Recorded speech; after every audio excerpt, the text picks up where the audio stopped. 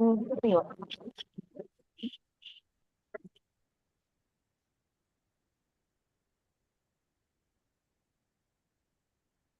you guys having some audio problems or? You can't hear us? Oh, now, okay, I got you clear now. Okay. It looks like we're live and ready when you are, and Councilmember Swick was able to join us.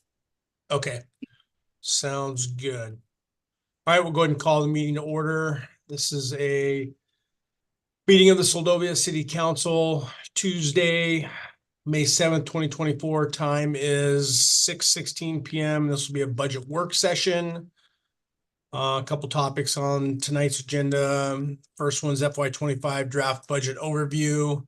The second one will be the water and sewer rate structure discussion. So we'll go ahead and start it off with the FY25 draft budget overview.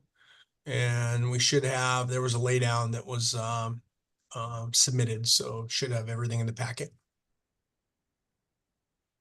Yes, thank you, Mr. Mayor. So I thought this would be close to the final draft of budget. However, I'd like to preface this conversation by saying I did finally receive the quote for our insurance, or the estimate for our insurance for FY25, and it was a 37% increase.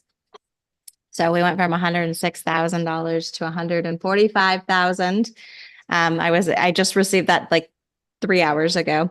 I put in a quick call with AMLJIA and we discussed options and why we were seeing such an increase. And a lot of it has to do with the fact that we were in a 3-year agreement. So for the past 2 years, even though the rates were significantly increasing for everybody in the pool, they held true to the agreement and we were only able to increase by 10% each year. So this is kind of a catch up of all of those increases over the last 2 years and where they're at right now in the market. They said that it is stabilizing with the reinsurance process.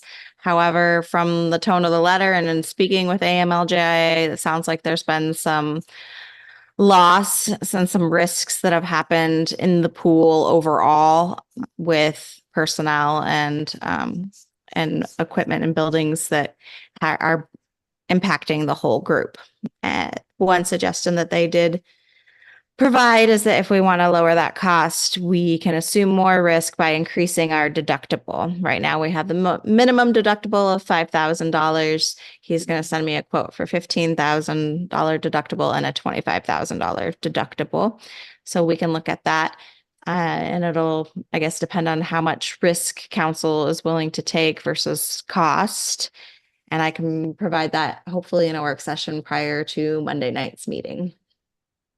But with that, I do have the rest of the figures. I believe we have most everything in here the way it should be. And wanted to give you an overview to see if there are any changes or additions that council wanted to provide in the FY25 budget or other things that you want to look at even. As states, the overall recommendations were a 10% increase for liability. We know that's not the case. So I'll bring that back to you. It is 10% for health insurance. We are recommending the audit reallocation across the funds based on fund size and a 1.7% CPI increase for overall expenses and revenues. I also am recommending that during the FY25 FY25 budget process that we amend the FY24 budget to include that audit reallocation. It'll really help some of our smaller funds that are struggling right now, the dock, VHO, and sewer, as well as a few minor shifts in that FY24 budget that you'll see as we go through this document. There is a table that shows the amendments at the beginning of the laydown. And I'm just going to run through this along with the budget pages. So if you have any questions, please stop me and let me know. Anything to start. Okay. So general fund, if we just go through by funds, and we know the general fund is our largest fund and it contains several departments, admin, council, public works, police, fire, EMS, multipurpose building. So we'll go through each department and there'll be recommended changes for FY25 and FY24. I did leave them in highlight for the final document. They won't be in highlight, but I'll still have the table with it that shows what those changes are. So administration, there was an increase for travel and a small increase for employee appreciation and marketing. Think Seldovia Chamber of Commerce radio ad, brochures, any additional marketing that the city wants to put funds towards. It's $1,000 in there through the year. We'd be able to do so. For instance, this year, Seldovia Chamber of Commerce has a radio ad for $400 that we can participate in that we have signed up for. And this just gives it a clear spot to be able to budget and put funds towards those kinds of activities. FY24 includes SOC expenses, and actually they both do. This is another reason for the FY24 amendment is during the FY23 audit. We noticed that we spent over our administration department budget because the way the auditors looked at our funds, they considered at the SOC department, it's like a mini department, right, as part of admin. And that's how it'd been in the past. And we had separated it out so that we could see it, but we still need to actually account for it under admin. So this will amend both FY24 and then include it in FY25 that the SOC expenses, even though there's a sheet in here that's going to show them separately because that's better for us tracking wise to see where we're at, that they are overall encompassed in administration. And our finance officer, Yeager, has made it a subclass so that we can still continue to work out the difference. We'll see it in admin, but we can also see it separately. So that's a significant increase to FY24 budget, but not really because it's that SOC that we've already budgeted for. We just have taken it out of the bottom line under the general fund page and moved it up into admin itself. And then a small increase for insurance liability.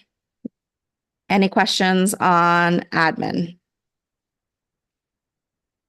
Okay.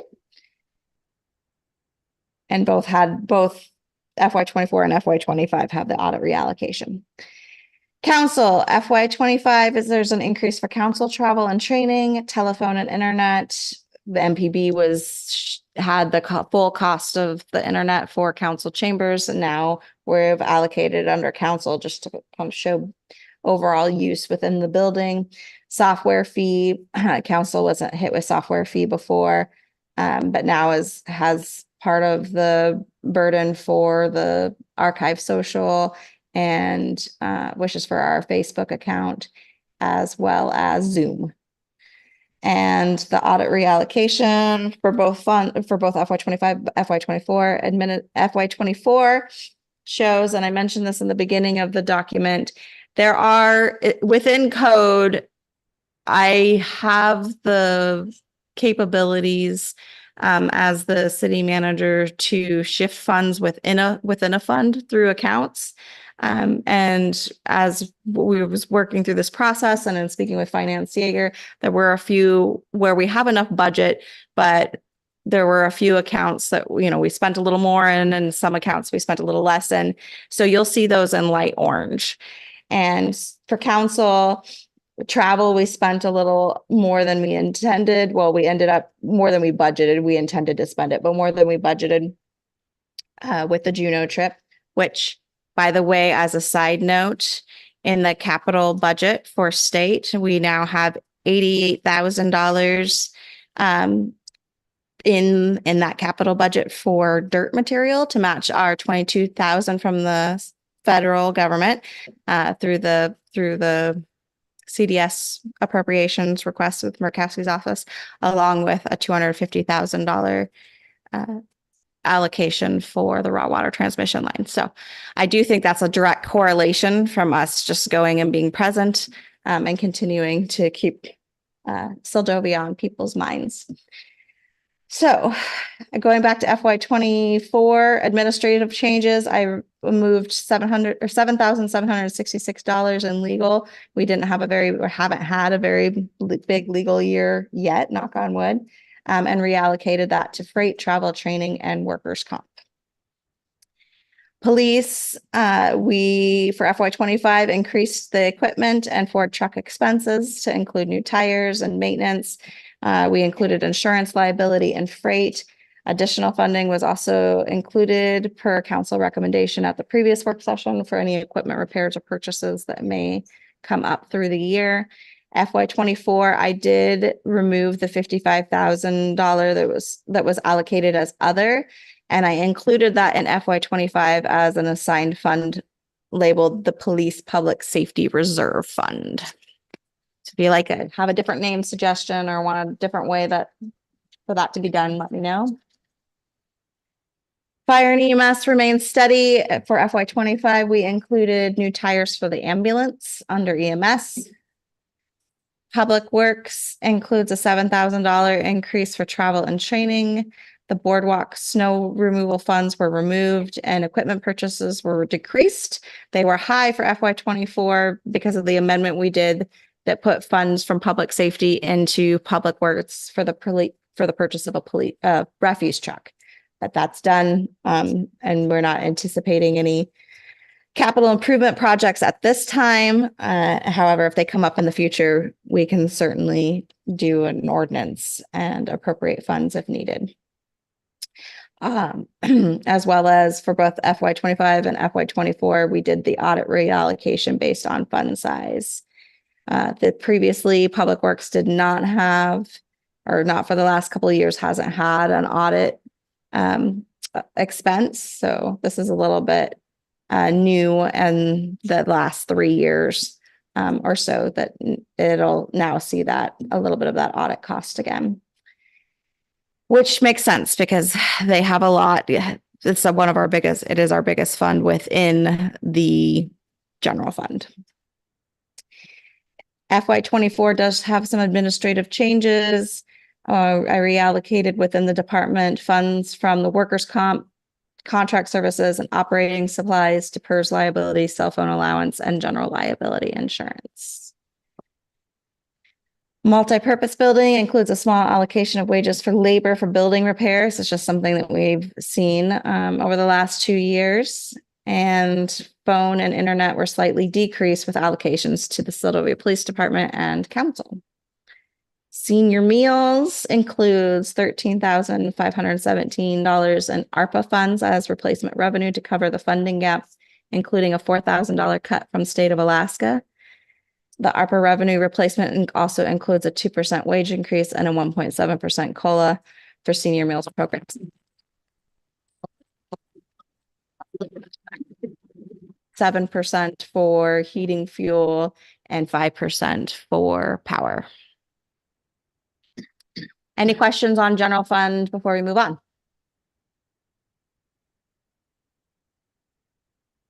Overall, I mean, I know we're looking at a little bit of different picture because of insurance, and that will change the final number, but we are showing a net effect, a positive net effect for both for the fund for both years, FY24 and FY25, upwards of 55,000. And that's very conservative. Okay. Special revenue funds, same thing. Water includes for FY25, water includes a small increase to training and some similar shifts up and down through the accounts. $12,040 was included in capital projects for the dam periodic inspection report, two new geotube bags that we need for our clarifier discharge that we're supposed to do annually, and new sensor probes for the water treatment plant. I also included a $12,040 transfer from major maintenance and repair fund under revenues to capture these costs for the capital projects. Revenues for FY 24 were amended to reflect anticipated revenues for the end of FY 24. If you look at that page, they were, and I apologize that I don't have the original figures on me, but they were a little low. It was like 205,000 that we were anticipating for revenue for FY 24 at the end, and we've already exceeded that. So we're estimating about 220,000. That's in there. Water turnoffs are not as high as we anticipated. It's just, it kind of all shakes out the same. AMHS water is a little higher. Water tokens weren't included or weren't as high, but they're in there now. And late fees are lower, which is a good thing because that means people are paying on time and paying their bills. So, and then they both, FY 24 and FY 25 sees a slight increase for audit expense based on fund size. It's like $70 increase for this fund. It's not very significant. Moving on to sewer. FY 25 includes an $1,800 expenditure, again, for the dam periodic inspection report. We do that 70-30 between water and sewer. We do that for a lot of parts and things because they impact both water and sewer. You need both to run the other. And then the transfer from the major maintenance and repair fund for that 18,000. Everything else pretty much holds steady. This one, if I was going to pick a fund that I was most worried about, it would be sewer. We are showing right now regularly in our finance reports, and it's due primarily to the fact that we retro bill. So all of our bills, our payroll expenses, everything goes through, and then we bill at the end of the month for customer service. So at about 3/4 of the way through the year, we start seeing where it looks like that fund is in a deficit, because while it's probably going to be close at the end, I feel like from our estimates and trajectory, that we will be in the black at the end of a fiscal year. We don't have those utility bills to cover the expenses during the month. So it's an interesting conundrum because if we can't show that we can cover the fund month to month, then we won't be able to receive loans like for the septic lift station project. Just to keep that in mind. FY 24 heating, fuel, and power was increased to cover expenditures not previously anticipated. A lot of this has to do with the fact that we're running pumps full time down there, and just overall costs for the water treatment plant and power for both utilities. There were some administrative changes that I reallocated $1,000 from repairs and maintenance to contract services and leases. And both FY 24 and FY 25 show a decrease in audit allocation due to fund size method. Previously, all of these funds were about $89.50 for audit. And right now, this one's at $47.20, so $2,000. Doc, for FY 25, we included 5% rent from SFL, and we decreased power by 6%. We did have an increase in our rate for mortgage for the ferry, as well as our rate for employees to tie up the ferry. However, with that and working out the math, we still need about 85 stops to break even. That is what I budgeted for this year. This is kind of a hard one because we've seen it go up, we've seen it go down. I think in FY 23, we had 70 something stops. This year, we're looking at about 104 stops, a little over. So it really is hit or miss depending on the state of the Tustamina and weather. And now we don't have the Kennecott, so I didn't want to anticipate too high. But that does add a significant amount to our ferry stop rent overall. It's about $5,000, a little over. And let's see here. I talked about the power and I talked about the rent. FY24, we did have to, or I am recommending that we amend the budget itself to include additional wages and benefits under expenditures and revenues. So it goes in, it goes out. For the most part, we know that we are spending still a little bit more on wages than what we're receiving back. But that is because we've had so many stops. Let's see, last thing. Administrative changes include reallocating $600 from equipment purchases for $300 for contract services and leases and $300 for repairs and maintenance. And I said, wow, there are no anticipated operating supplies outside labor, freight, and power is about half of what was budgeted. Both budget and current finance report indicate that the dock fund will have a negative net effect for the end of FY24, which means revenues will not meet expenditures. With the change in rate for ferry stops and employee wages as of April 2024, FY25 indicates a small positive net effect for 85 stops or no more. It's writing a pretty fine line. Moving on to Harbor. Harbor includes a decrease for FY25, a decrease to fishing game license pass-through. We used to do a lot more in-house, and more they're going virtual. I mean, we even offer the service or we did for a while, but it wasn't well utilized for people to come in and sign up for the fishing license online at the harbor. And that's just, it seems to be that's the preference of fishing game, and that's a trend moving forward. So we're not seeing nearly as many at the office itself. And a 400 increase for travel, 14,000 for harbor improvements, and 3,000 for a new harbor skiff. FY24 includes 18,000 for harbor improvements. It was 10,000. I increased it by 8 because of the port fee and that we have that additional fund. That's, as we talked about previously, getting somebody started now to do some of the repairs down there.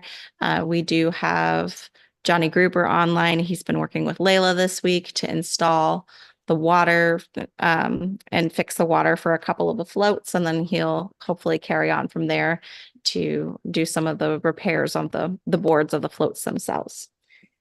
So that has begun. And then $11,775 is under other. And this is that sales tax payment for the annual mortgage through the borough. And that was for, we thought it was about 3 years worth of sales tax. So we will not see that again. We billed out this year, and the sales tax for monthly was included. Administrative changes include reallocating 2,000 from workers' compensation, 1,000 from harbor building power, and 400 from credit processing fees, which is now included in stall rental with the new software.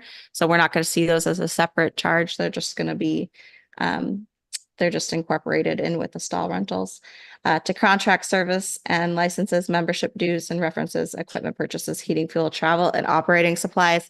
Harbor is definitely a little bit more over the board through the year. It just depends on what repairs and supplies they need at that time.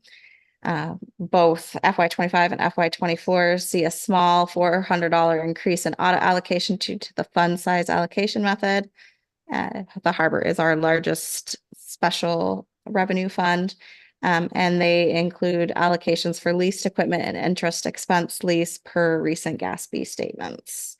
And that one's still one I'm wrapping my head around with this audit process, but we are trying to account for it. BHO, last one, FY24, there's an increase to insurance for $5,000 deductible, and for both FY24 and FY25, there's a decrease in audit allocation due to fund size, and that's again about that $3,500 decrease for both years. Any questions on the overall budget? Any questions, comments? Yep. Go ahead, I John. just skiff. Oh, sorry. What's, I said skiff. I meant trailer for the skiff. oh. Okay. Thank you for correcting me on that. Yes, Well, trailer for the I was just skiff. thinking, what's wrong with it? You No. know? Well, it's getting a little beat up by No the problem. ins and outs. I So get it the now. Public Works has requested that I they get get a it now. trailer. I just hadn't heard. We're good. Thank you.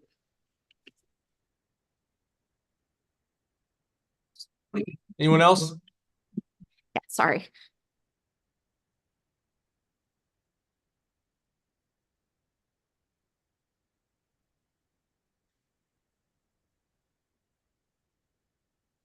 Pretty quiet. Looks like we've been through this a few times.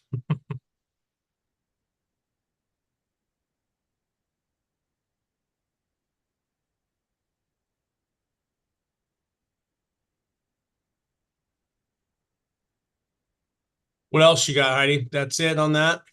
Okay, well, if that looks good, that'll be in the introduction next meeting. Except we will talk about insurance a little bit first, and I'll try to work it out. My recommendation of what's fair on that prior to the meeting. Water and sewer, and I do want to put in here that the fee schedule is also back in here, and just I know that it was kind of thrown on everybody at the last meeting, so I don't know if you've had a chance to look at it, but if we get through water and sewer and you guys have any comments on fee schedule, I wanted everybody to have the opportunity to do so before that's introduced next meeting.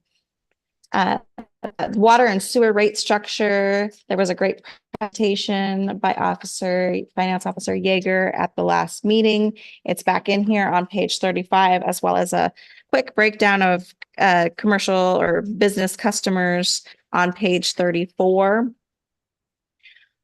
City Clerk Diamond did hear back from our local government specialist, and she provided some information on page 33 in an email about what a utility rate study would do, and could be down here. She was thinking either, remind me of the dates, Liz. It was going to be either the end of May or June 24th, July timeframe. Okay. If that's something that council would like to see and pursue, I do think that's something that we will end up needing to do here in the near future. And then still some of the information from the last meeting, water and sewer rate comparisons by community and subsidies, along with that spreadsheet that was provided by the local government specialists.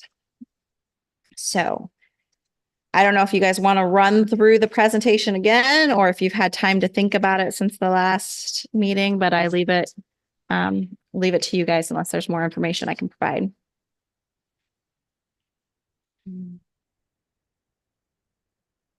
Has anybody had a chance to do any additional thoughts? Collect your thoughts on water and sewer. I know we started getting into a fairly good discussion. I see Harmony's joined us as well. Welcome, Harmony. Jen, you got your hand up? Yeah, I had a question on, I was looking through the options. We're talking water rates now. Yes. Yeah, water. Yep. Okay. Water and sewer combined. Yeah. Let me get to the page here. So my question, base commercial, does that include, so say the liquor store, for instance, are we small commercial because there's a residence upstairs? Correct. Base Okay. commercial would be a single service or So that a building. It's like nobody. The gas station is the only one. There are a few single services, and then the vacant buildings that are in the business district that are they're a base commercial rate. Okay. So, okay. So if you see that breakdown, you can see it on, let me go back to page 34. There is a breakdown of what those businesses and base commercial look like. It's vacant. There's about 8 in the summer, 10 in the winter, single service. Oh, sorry, 8 and 10 is the total. vacant with commercial, or in the commercial business district is 6, year-round, single service is 2. And then there's seasonal business that are 2, and that means that in the summer, there'd be more than a single service, and then in the winter, they switch to a single service. Okay, so. Okay. I'm just trying to think. So there's nobody being charged a commercial and a residential. That's not happening anywhere? No, they'd be small commercial. Okay, okay. I just wanted to clarify that. Okay. Okay. Let me gather my other thoughts. Yeah. Vivian, you got your hand up? Yeah, I do. Hang on here. I contacted Jan to clarify a few things on our chart that she gave to us, which is a great presentation. And my question was on page 37, the revenue forecasting quirks, which I didn't really understand the first column of, or the second column, July versus March, until Jan explained it to me.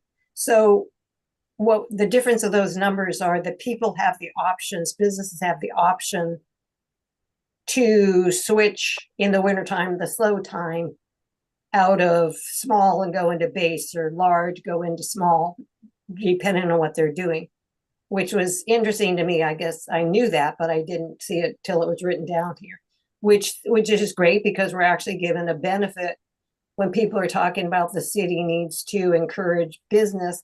I think we're allowing businesses to flip when it's the off season. They can choose to be in a different rate schedule, which is great.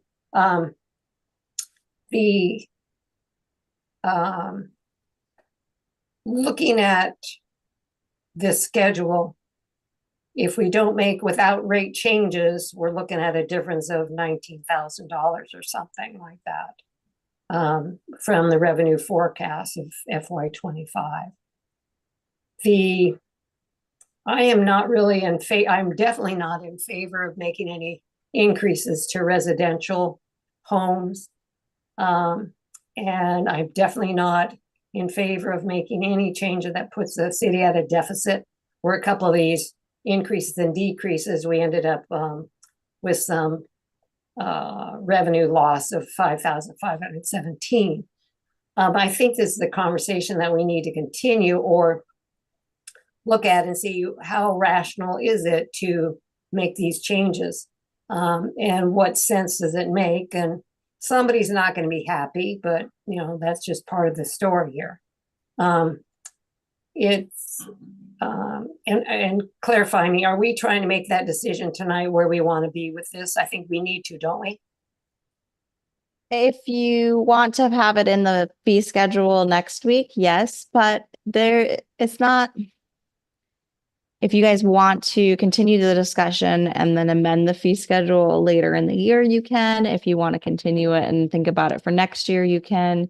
It's just we're on the fiscal year deadline for FY25 this month. Right.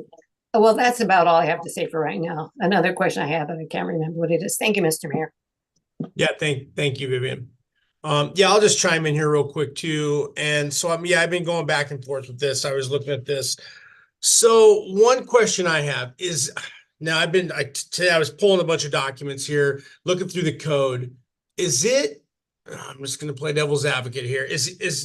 Where's it written? It's written somewhere, I think, that businesses can change, that can call and change based on, the language is kind of loose. I saw some, but I didn't see it explicitly say that you can call and change back and forth between services based on the time of the year. Is that in here somewhere, or is that implied through some of the general language? In Title 13, it does address the fact that if there's an update to somebody's billing, they need to contact the city office. Okay, and that's the only thing, that's the only paragraph that I saw where that was mentioned. And that's what we take as being allowed to do that, to be able to call the city and update them based on current circumstances throughout the year. I will have to double check on that. That's the one I am aware of off the top of my head. I'm gonna look at I the would fee agree. schedule. Look. That was the only thing I could find was in Title 13, and it was I forgot, I didn't write down the exact paragraph, but yep, I would say that's accurate. Okay. I mean, again, my thoughts are, okay, so maybe, maybe it is I mean, I've gone back and forth, bounced rates around, I guess, without, upsetting the apple cart too much here.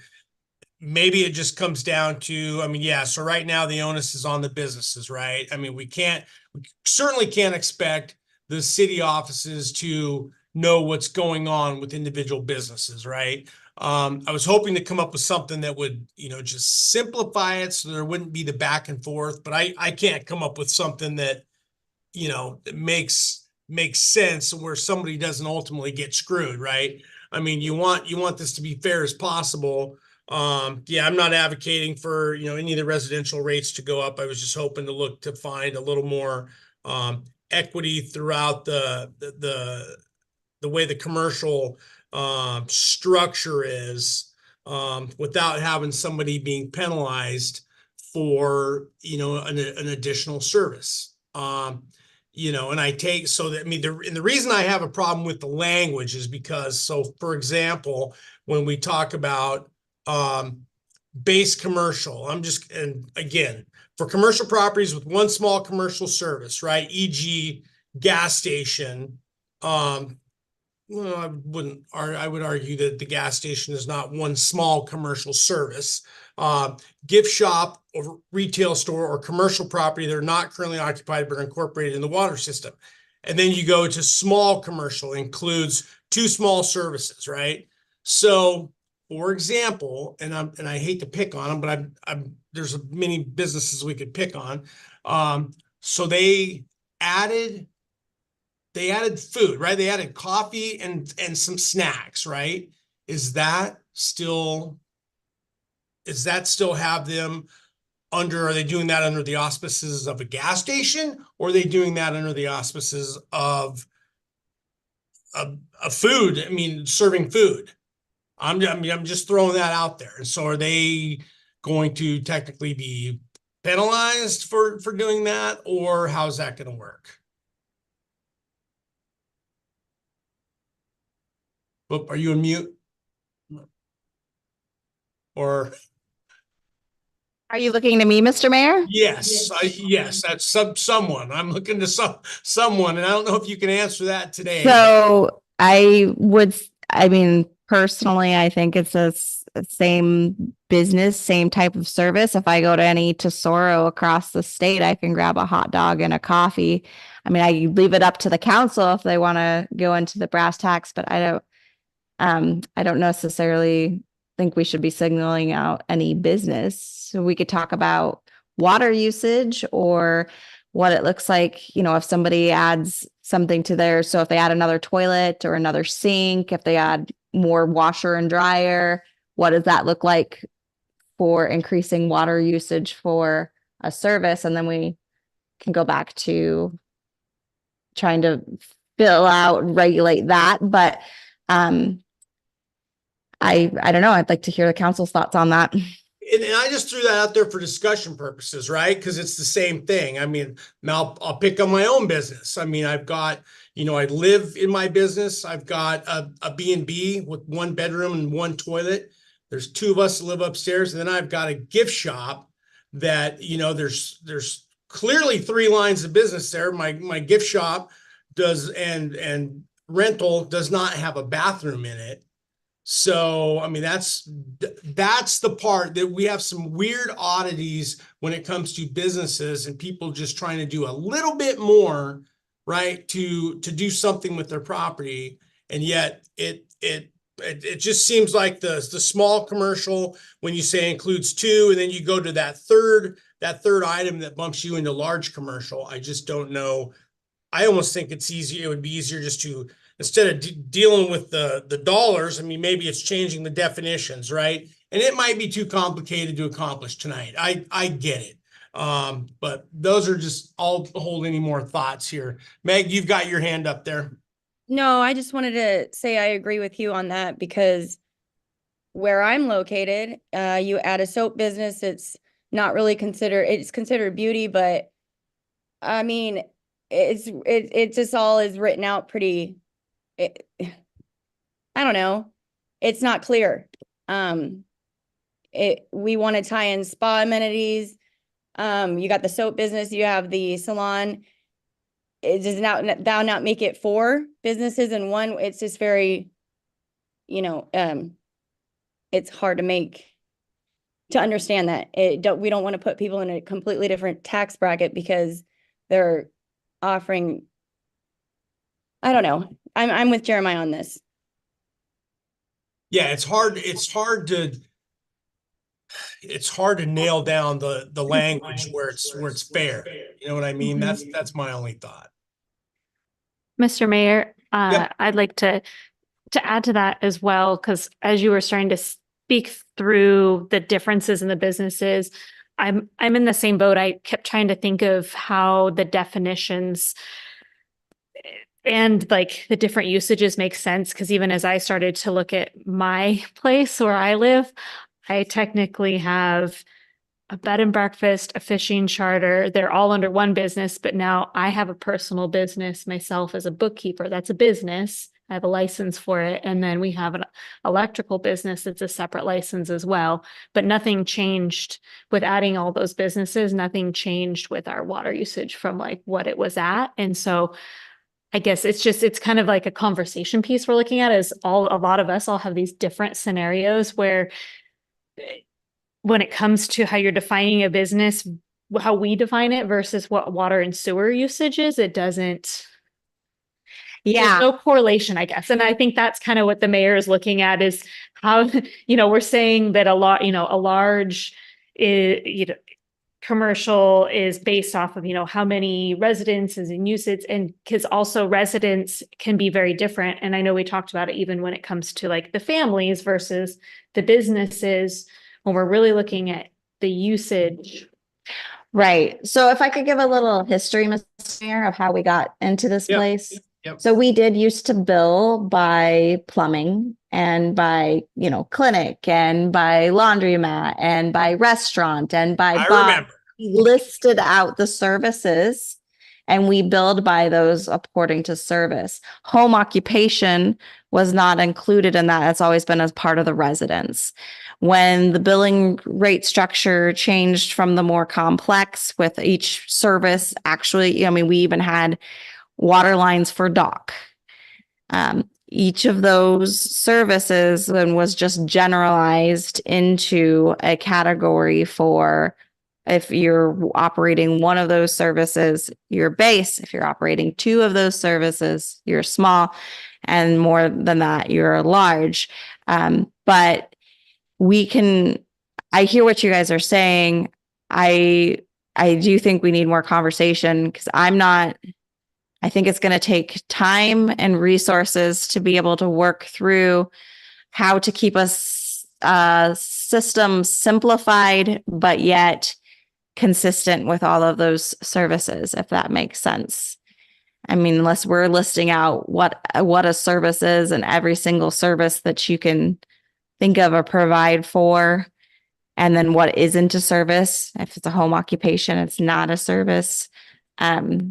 If that's still the case, I don't know. I would love you guys' feedback more on that, but really the way we bill now is still somewhat consistent with the previous rate structure, in that we could look at and know that, okay, a clinic's a service, a bar is a service, a restaurant's a service, a gift shop's a service, a gas station's a service.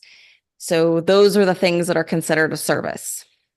And then if you have multiples of those, that's when you have multiple services.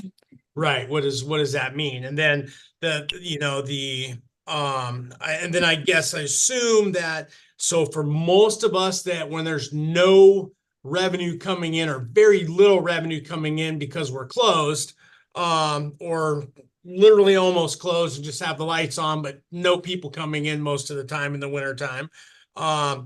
And some people have made that hard decision to just literally close. Others, you stay open, you keep the lights on, and just because you're there. I guess at that point, that's where making it fair, I guess, to reduce your type of service in that during those off-season months or those down months makes sense. And again, I'm not looking for anybody to find a loophole, or I'm not interested in any of that, right? I mean, it's just something that's fair and equitable. When everyone's making money, no one has a problem paying their bills, right? But when you're in one of these weird situations where you've put all this money out there, you've got everything going, and then you've invested, but there's going to be a long, slow period, and that's going to be for 6, 7, 8 months until things get busy again, and when you're actually making enough money to cover your bills. So again, yeah, we might not solve this tonight, we probably won't, but just I think getting a discussion so that maybe in the near future we can work towards getting something a little more equitable that would work a little better. Jen, you got your hand up? Yeah. So like I said last meeting, I was in favor of the flat rate. This, what slide am I on here? What page is this? I don't know, I can't see. It says the rate estimate would be 183. So this is for everyone except nonprofit and government. The next slide down, the flat rate option 2, the rate estimate is 245. Does that include, so that includes like the school and SVT and stuff is taken into account? Correct. It includes the governments and nonprofits. Yeah, I know. I don't like that one. But this option number 1, so it increases. I'd like to see the base just go away if we're gonna not go with one rate. I think this, if we gotta stay with the small and the large, fine. I think a base doesn't need to be there.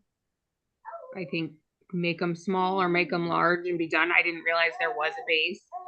But if it's flat, so say these large, I guess their bill's gonna go down anyway, but in the winter, if they're closing and dropping down to base or small or whatever, if it stays at the 183, it's kind of even for the whole year. I think their bill goes down a little bit if I computed that right. And it is gonna, I mean, it's mostly gonna affect these base customers, obviously. Which if those are, I mean, I hate to say it, if those are vacant properties anyway, then that's, I mean, I might get flack for saying this, but then, well, yeah, maybe it's considered I mean, it's not a penalty, but it could be considered feeling like a penalty that you're not running a business in there and your bill's going up. Not that I want that, want to penalize them, but I'd rather that than people who are trying to make it work.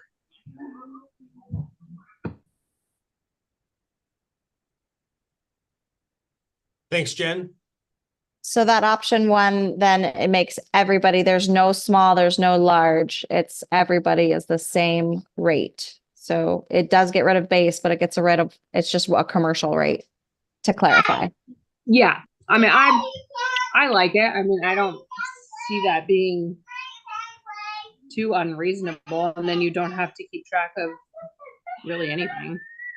And then, yeah, if people want to do more within their business, go for it. Like the gas station wanted to sell coffee. I hope their bill didn't change because they're selling coffee. Let them sell their coffee. They're making more business in their space they have. Good for them. I think, I mean, I get where this is going at first, and I was thinking of that too. And I don't think we'll come to an agreement tonight, only because I think, so there's a couple loopholes in that, right? So if I build a 4-plex or 6-plex or 12-plex, and I want to rent them. I'm going to rent them all, and I'm going to take care of water and sewer on those, just one bill. I've got one service going to the building, and and it's just the easiest thing for me to do. Is that going to be, yeah, there's nothing that says they have to establish their own account. How in that case, how would that work? I mean, am I going to be, there would be no provision for that, right? That's why, I mean, when we start talking about, and it's coming sooner or later, someone's going to build an apartment complex. I mean, we keep talking in all these housing discussions. I mean, we're going to get 4plexes or 6plexes or 8plexes some point down the road, or we're going to get condos. We're going to get something where we have to think through all the different scenarios. And that's why I think a little more thought would have to be put into that. Mr. Mayor, may I add to that? Yep, go ahead. So right now, if you have a fourplex and it's operating as 4 different residences, or if you built a fourplex and it was residences, they would be a large business. Correct.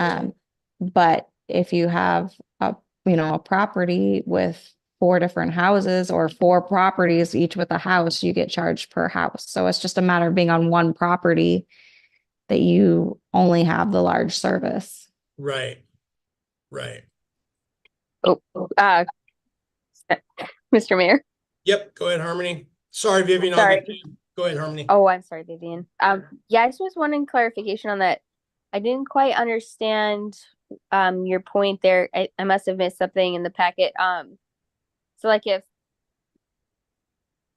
as you're saying, somebody built 4 apartments, and it was one building, shouldn't that be charged as 4 individual residents and be paid for by the residents? Like, seems kind of weird that we would charge that as a business in that case.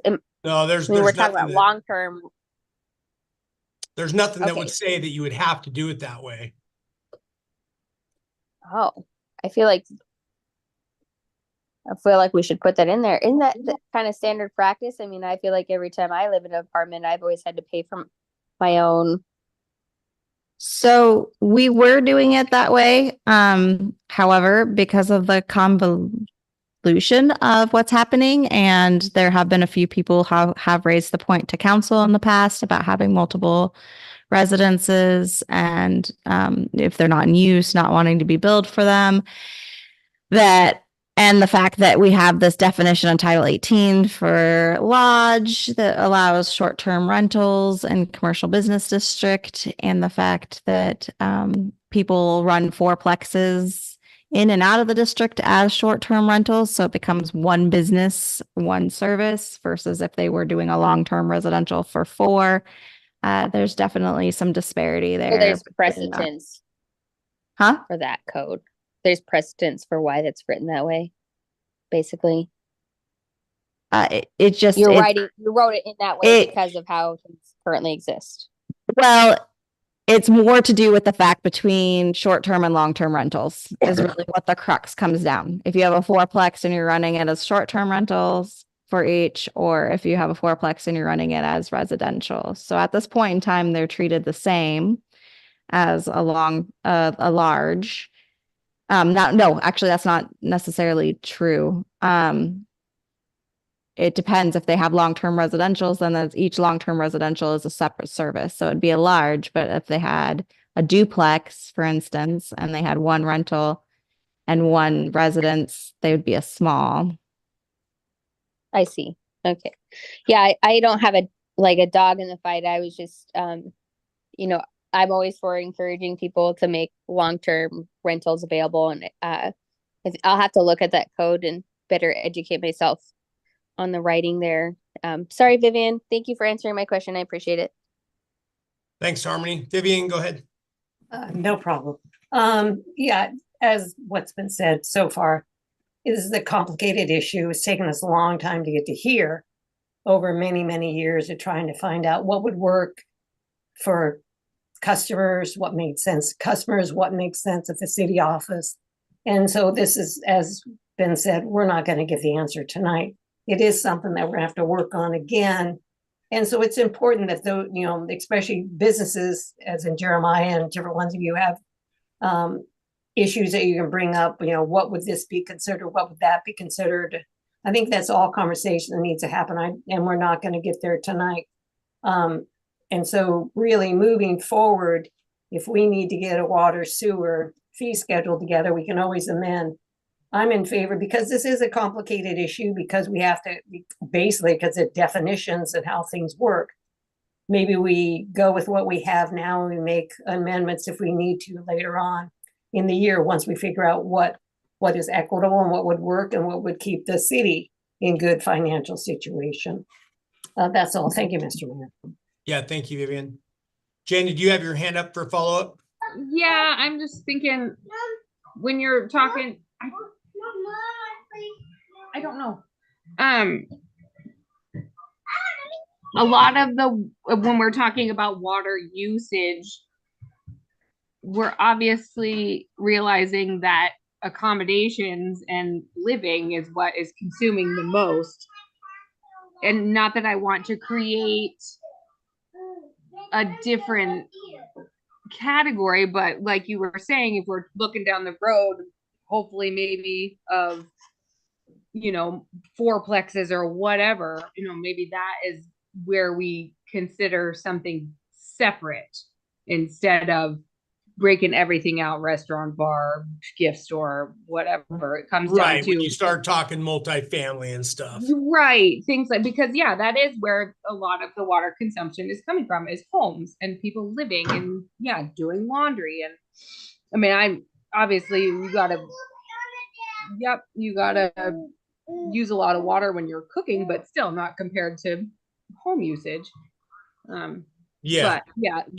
Obviously that's something that we need to look into, and it's not going to get solved tonight, but yeah. And just, I mean, to your point, and then kind of back what Harmony was saying too, and a follow-up to that. Yeah. I mean, thinking just rate structure wise. Yeah. So if someone did have a 6-plex or a 12-plex, right. And it was that's where it gets weird between, like Heidi was saying, long-term and short-term, right? It's almost impossible to regulate that efficiently and correctly if you're intertwining the two mid-month. I mean, it gets to be a mess, right? If they're strictly, say it was a 4 or 6-plex and they're long-term rentals year round or 6 months or whatever. And then, I mean, theoretically, you would think that each one of those should be, be billed as a residential service, right? That would seem fair, that it would be a residential service, and that the landlord should include the the water and sewer rate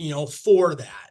I mean, I'm just thinking through. Because I'm in the same. I've got a duplex that I rent, and it's the same thing, so that I want to make a triplex, and so how's that all going to work? I got to think through all that, and again, there's fair and there's fair, so. So, Mr. Mayor, let me ask you, when I was trying to explain how it's a little bit convoluted, I don't think I clearly got that across. So say you have a building and it's a 4-plex and you rent every unit out as a long-term residential rental, then you're a large commercial rate. Yep. However, say you have a 4-plex and you live in one as a residence and you offer the other 3 as a lodge, then you're a small commercial. Yeah, that's weird. Yeah, Mayor Campbell. Yeah, go ahead, John. I don't think we're going to solve this, and I certainly have a lot of questions. But what I think I'd like to see from the office is maybe take some of the business names and the personal names off the top of the billing invoices that we do monthly, and bring us 20 of them so we can look and see how they're currently getting charged based on, what their activities are. You know what I mean? So that we could, it may all make sense is what I'm getting at. You know what I'm saying? So how can we change it if we really don't understand all the little things, like, for example, you just pointed out, the difference. How can we really make a decision if we don't have what's currently really going on? And I know with every business or for example, Jen, I have a question for you. Do you pay a water bill down there for the liquor store? No, I don't personally know. It's Okay, included. in okay. That the- answered my question.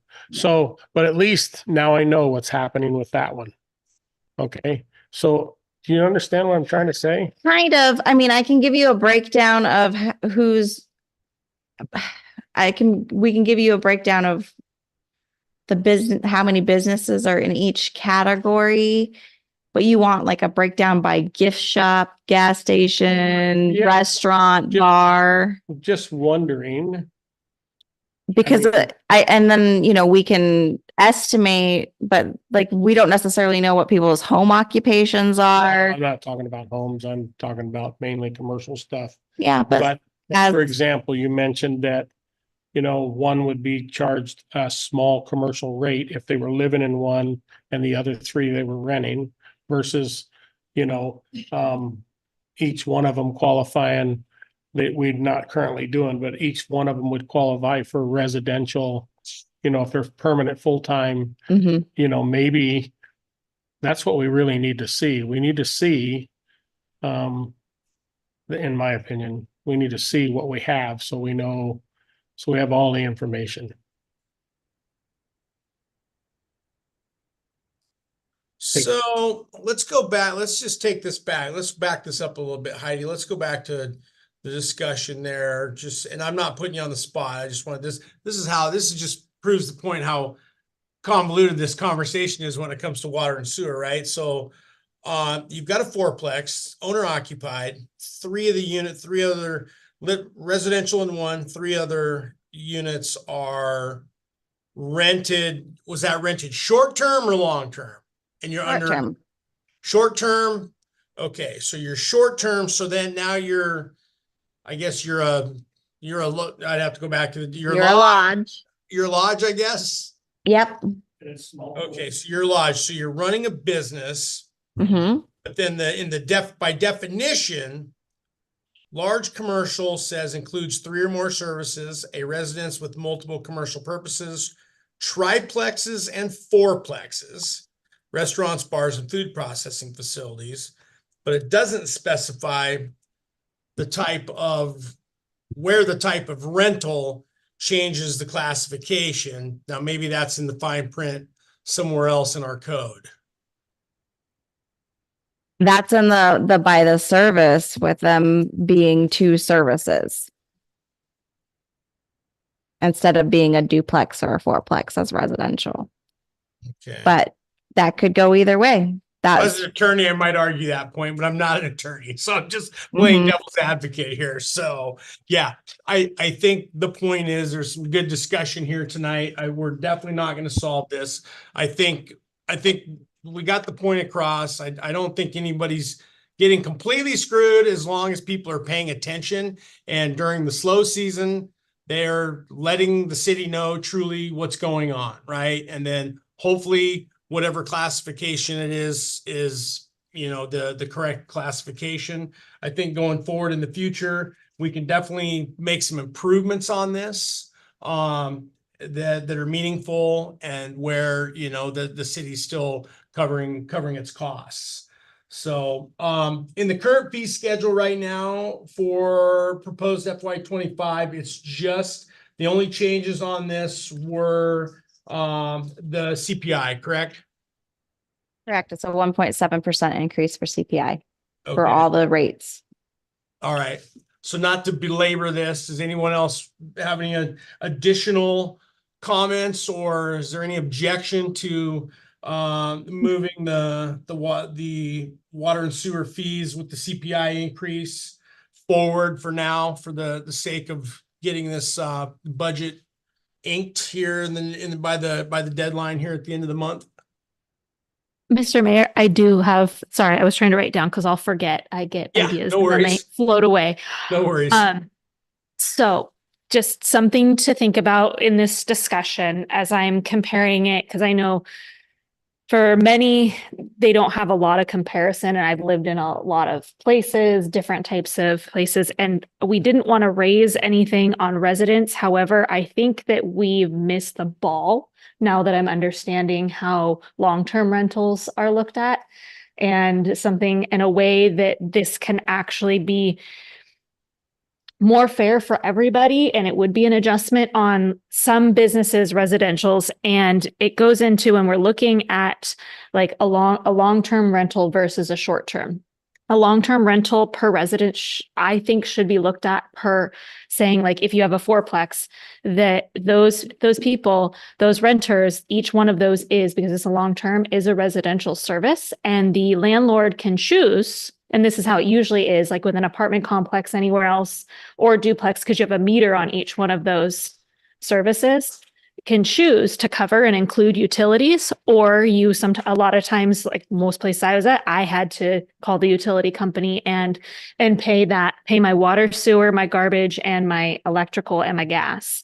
But what we could do with that is that would basically create like another category in the residential. Because I was trying to think of, like, in the residential, I felt like something's missing because all the residences are not the same. But when you're also looking at short-term versus long-term in the borough's eyes with taxation, there's a difference. Like, I have to pay sales tax on my own long-term rent paid from my business to myself because it's a long-term rental but it's based on, and it's kind of backwards than what we'd look at for the water service, but it's the $500 one versus our short terms. We have to pay higher. We have to pay on everything every day is basically what it turns into, because it's that $500 per day. So I think if we kind of look at that, but reverse it, it would make sense on how that should be for the water and sewer should be looked at in the reverse effect.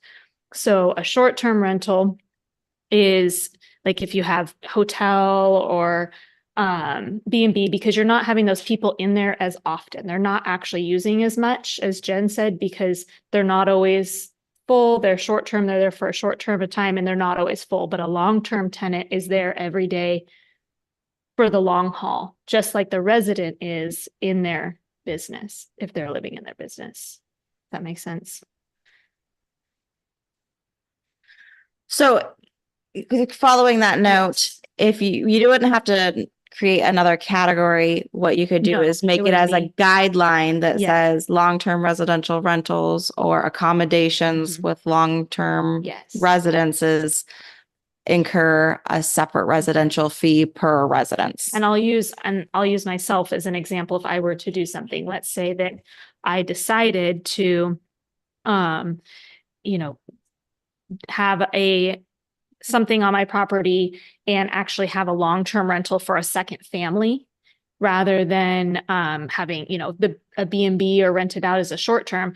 That family would then have to have a water sewer bill because they're there continually. They're not a short term. They're part of our residency here full time and consuming water and sewer full time every day. And forgive me, but if they vacate, that burden of that expense falls back on you as the owner. If you didn't have it rented, no. The same as because if we did have like a meter system, that service would be turned off. No one's paying on that if no one's living in it. Like if it were a mother-in-law with a meter, or if it was like a triplex and somebody wasn't in there, that service doesn't get utilized when there's not a tenant in it. So that makes it a little bit more complicated in that residences, whether they're open or not, pay a residential rate. So now you're saying if you have, no matter how many residences you have on a building or on a property, if they're not all, you're going to get a lot of back and forth, because if they're not all being used, then it's like, hey, I don't have a renter this month, so take me down to 3 residences instead of 4 because one of my units is empty, or hey, I only have 1 full unit this month, so bill me for 1 unit. Because a long term wouldn't have that issue very often, because a long term, we have a lot of vacant buildings, and we have several properties that actually have 2 vacant buildings on their lots already in the city. So, but if they're vacant and they're not using it, the service, because I guess that's where any other place I've lived, if that service isn't being used, it's not being charged. Like it's so off. Not in our code and our fee schedule.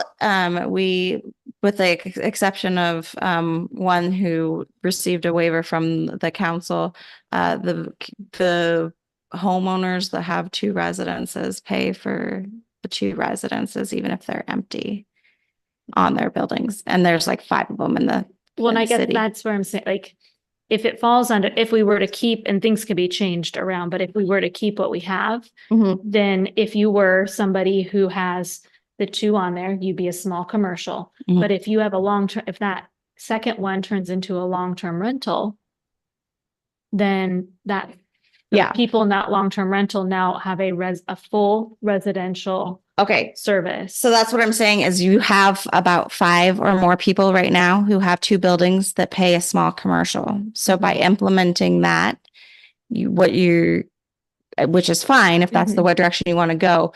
But those individuals then become just a residence because they have an empty residential building on their lot that they are currently paying for.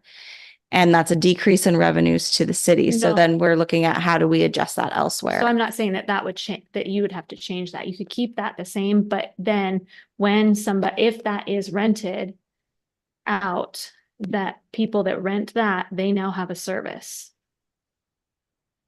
It becomes a full residential service, the $80. It is though, Service. right now. They're paying for, It's not quite as much as it would be. I guess I'm confused because And because if you're saying if you're saying there's property with 2 residences or a duplex, I guess and you they could, if it switched- didn't make sense with 2, when we're talking about, because it started when we were talking about the triplex and the fourplex. Mhm. And that's where it would definitely make a difference, because if you have 4 residences on a property Mhm. and you had, and those, each of those had a different family in them, Mhm. and they each paid a residential rate. Mhm. So I guess that's where I was saying, like, start the conversation to think about this, because that's where when I was like, whoa, I've at least never been somewhere, unless I had like a really cool landlord, which I never had, where it got to just have that even the city didn't consider me as a new service. If it was So- a building with multiple. Right. So then it would be a small or it'd be a large. And right now we have customers that are sitting in small, even if they have, I guess what I'm stuck on is the vacant. If you could explain that to me. If you have a fourplex Mhm, and they're vacant, mhm. how much are they getting billed? So if they're vacant, they're not being used. So that's where in most places it's a meter system. And so that service is off and it Yeah. isn't being used. And we don't have that here. So right now everybody pays the same because you're connected to the system and the system costs a lot of money. So to be Yeah. incorporated into the system, you pay that rate whether you're using it or not. But if you had the fourplex right now, though, would be considered a large. If it's yes, Or I yeah. guess I was. Yes, looking at you're the right, flat- it would be. Sorry, this had started in my head when we were looking at the flat rate. Uh-huh. So that'd be $180. If you had a fourplex and each of those fourplexes was rented out, each family had their residential service, then that's 80, 80, 80, 80. Right. And I understand that. And I think we can incorporate that language in there. Where it gets questionable is a fourplex that's a residential service able to switch or turn off service when they're not being utilized, because that's a different story. Currently, right now, all residences, whether they're using it or not, pay a residential fee. I guess the easy way to go about that, which would encourage tenants or landlords to get tenants in, is to then they default to that, whatever they would be as a business for that building. So if you had somebody with a fourplex and nobody was in that and they weren't renting it out, then they're what they are right now. But when each time one of those is rented out, that gets billed to who's in there as an actual service. Or a 5, because we were looking at the fact there could be, larger ones. So just something to think about that broader, because that's one piece that as I was looking through, I realized that is, I guess, the loophole to make it really easy. It's like, oh, I'll have, 6 rentals and I cannot have to, charge as much because I don't have to pay very much for the water and sewer. And now all these families get to live here, which is great. But when we're trying to figure out a fair system for everybody, that's the one part that I think is not fair. And it could get worse if we do get things where people are building more housing, which we want, but we need to make sure that it's set up in a way that is fair. Yeah, I think by this conversation, we can see how easy it is to go down the rabbit hole with different scenarios. So, yeah, no, I appreciate the discussion here. Let's get the last couple comments here. This could continue to morph into, but yeah, no, yeah, lots of different scenarios here. Jen, go ahead.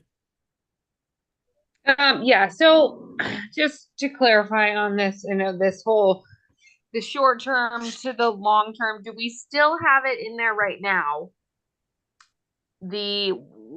After 30 days or whatever, then you're considered a residential and your rate switches? Or no? Yes, after 30 days, you are. Sorry. Yes, after 30 days, you are a residential or a long-term rental. But when it comes to rate switching, that's not necessarily going to happen if it's a short term, if it's 2 short terms or a long term and a short term, the duplexes aren't going to see that because they're just going to be a small commercial. Okay. Where that gets complicated is if you have and actually even the triplexes isn't as triplexes stay fairly consistent, but when you get into the 4, 5, 6 or more. Okay. Well, I mean, that we don't really need to be concerned about at the moment. I was just wondering, because again, it's hard to, just like businesses opening and closing, it's hard to say, oh, hey, I have a renter moving in at this point for so long, I need to be charged this. And, oh, wait, they moved out 2 months ago, I forgot to tell you, can I go back to this? It's all, it'd be nice if there was never any confusion. I had one other question. Oh, regarding these people signing up for their own utilities. Like Ashley was saying, you move into an apartment or whatever, you're responsible for the utilities. I know this discussion has been had many times before.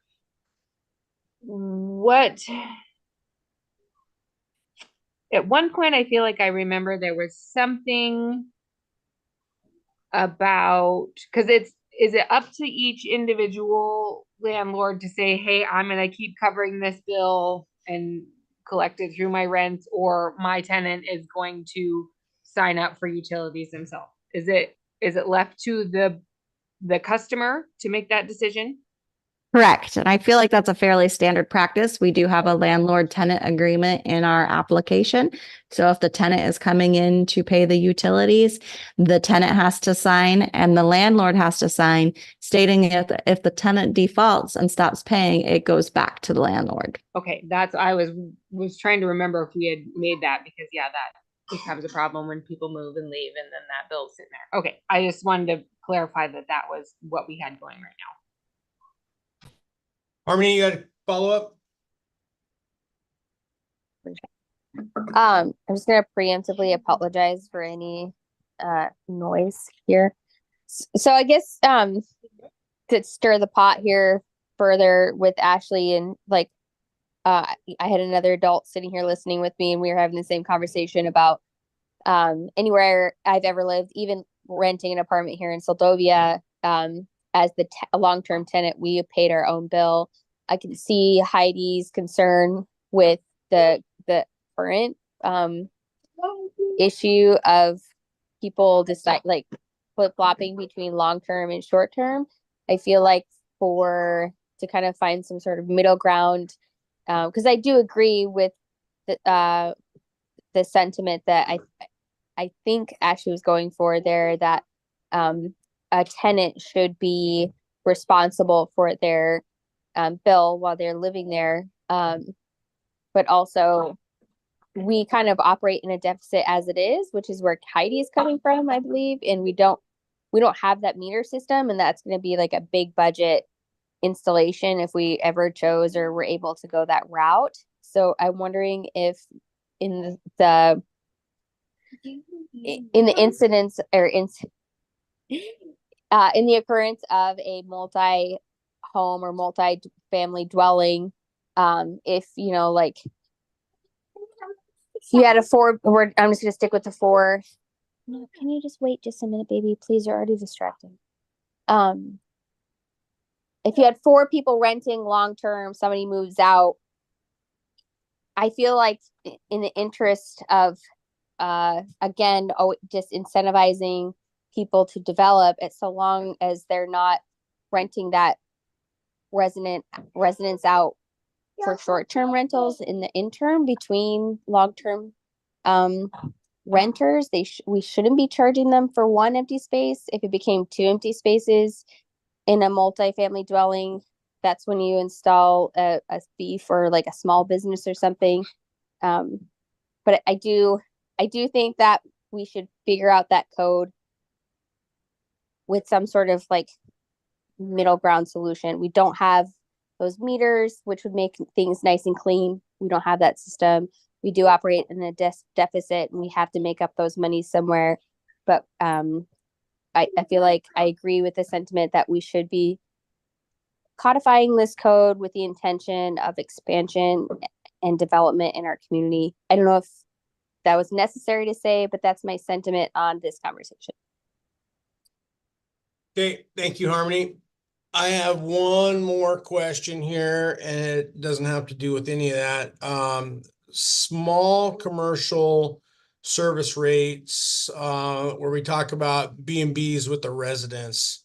Do we think, or what kind of process do we do to ensure that we're capturing fairly all the B&Bs that are operating? Thank you, Mr. Mayor. So that's an internal process that first of all, we have our business license. That's significant. And with that, we do a compliance check with the borough and ensure that people have their sales tax registration, their state of Alaska license, and are up to date with their property tax and their sales tax. That's what the borough checks for us.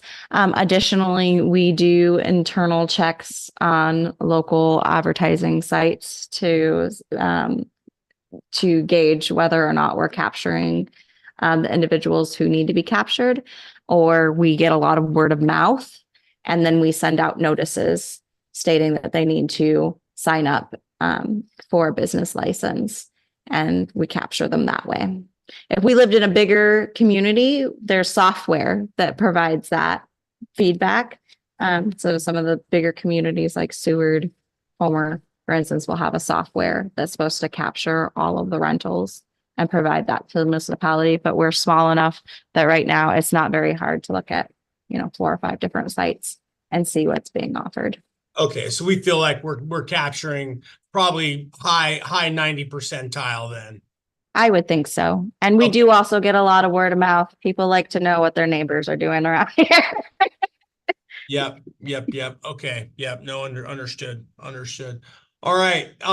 So yeah, we won't have any resolution on that. And again, if there's any objection to moving forward with the proposed FY25 fee schedule for water and sewer with the current CPI in there, speak now or forever hold your peace. And because I'd like to get to comments of the audience if we have anyone from the audience that wishes to speak on this matter.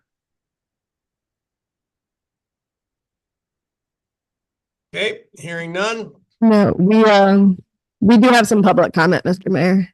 Okay, perfect. So I just have a few things to touch on. You can state your name. Oh, Kathleen Gruber. Number one, I know we talked about residential water use versus commercial. I would say that a lot of businesses in the summer, especially when they're running a couple washing machines all day long, and they've got sinks and dishwater all that kind of stuff for cooking. They're using a lot more than residents, like a lot, significantly. And also there's a huge difference. I'm being billed the same as someone with a family. I probably use a lot less water. I mean, as long as, as the city knows, as long as no pipes are burst or anything, an individual uses a lot less, but I'm paying the same and I'm fine with that. I am always been against metered water. I think that it would be a big headache for the city. Quite frankly, our pipes are old. And so if water's running like crazy, does the city have to eat that cost? Like it would be a big headache. I think people would be ticked because they're like, I'm not using 1,000 gallons a day. What are you talking about? So again, I've always stood against meters. I know some people like them, but I don't think for this community, unless we were going to get a huge millions and millions of dollars to completely redo our dam, our water, everything, it's not likely or feasible in the near future. And also, I don't mind paying a little extra so that families don't have to. And number two, I'm glad that we're not going with option 3, because quite frankly, when I looked at option 3, I felt that even though community members really want to support our businesses, we love our businesses here, I kind of felt like option 3 was asking residences to subsidize businesses, basically. And that didn't sit right with me. Again, I'm a resident. I make very little money. I was looking at the incomes for the town, and I don't think it's completely accurate, because a lot of those people who make those really high incomes, they're not here. And I'm going to be entirely honest. I know some people disagree. Those people that are building McMansions and driving up people's property taxes, they're only here for 2 months. They don't contribute anything to the town, really. They truck in their food and they're here for 6 weeks and they're just taking up a spot. They should be paying because they are getting all these city services. They're getting all these benefits and they're not putting as much into the town. I think they should be paying the same as somebody who lives here. Most people in Seldovia are low income. A part of my job is to look at income of people to see what we can help them with. And most of the families trying to live here year round are very, very low income. They are struggling. They can't deal with an extra $50 a month. It's really, really hard right now. And I know another thing, the short-term rentals versus long-term rentals. I would love to encourage long-term rentals here. Because as some of you know who aren't PAC, one of the things that holds us back from getting new families and good teachers is they don't have anywhere to live that they can afford. All across the nation, high rents are causing massive problems in communities. And so what we can do to encourage low-cost long-term rentals versus, I understand that businesses can make more money because they're struggling too. They can make more money if they do short-term rentals. And again, I would not say that short-term rentals use less water. You have to wash those sheets. You have to clean that kitchen. Someone who's living there maybe only does their laundry once a week and washes their sheets twice a month, versus if you have to turn that room over and you have to turn that entire apartment over, that is using more water. I don't think it's using less. I would be okay if maybe there's a fee to long-term rentals because yeah, you're living there. It's not like it goes dormant in the winter, so they are using more water, I guess. But I just think that we really need to focus on, again, the community and what we want for the future of the community and the long-term viability for people living here. I would be okay with possibly doing something like we do with taxes, where 6 months businesses pay a certain water rate and then the other 6 months they pay a different rate. I think that would be, that's be something that would be very supported. But do I want my water and sewer to increase by 26%. I mean, I don't know about any of you, but I'm struggling to pay groceries and feed myself and keep the lights on. And I think a lot of families are. And when it comes to like the asking businesses to say, okay, I have 4 long-term rentals and 2 of them are rented. So would they asking them to pay less? So would that incentivize them to have short-term rentals instead of long-term rentals? If we're basically, would it be seen as a penalty if I know we want to incentivize them to have lower rent so that they keep their tenants in there, but would that then instead push them to be saying, okay, well, I'll just have short-term rentals then. I won't do long-term rentals. I just think this is it's a very complicated thing. And I think that when the discussion happens in the city, it needs to be looked at from all angles and not just like right now, not just what's happening with people right now, but also like, okay, if we want to continue for our community to grow and to be a great place where people want to live, like not just have a vacation home and not just be here for a couple months, but we want to live here and build this community. What can we do to make it more accessible?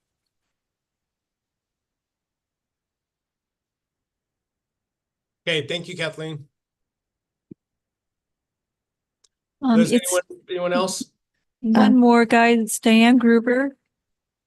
I just wanted to go on record to the members of my council as I am very strongly opposed to the flat rate option number 3. I don't see, again, I really do appreciate what it takes to run a small business. Years and years and years ago, I did. And we do want to support those that are in our community offering those small businesses, absolutely. But going about it with that flat rate option where the residents would incur such an increase, I am adamantly opposed to. And I just wanted to be sure that I shared that with my council. As you guys are the ones that are trying to make the decision for the community, you need the community feedback. And that was about it. Thank you. Thank you, Diane. Appreciate that.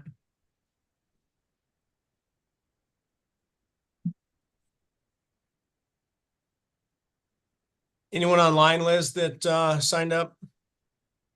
No, Mr. Mayor, we don't have anybody that signed up online prior for this.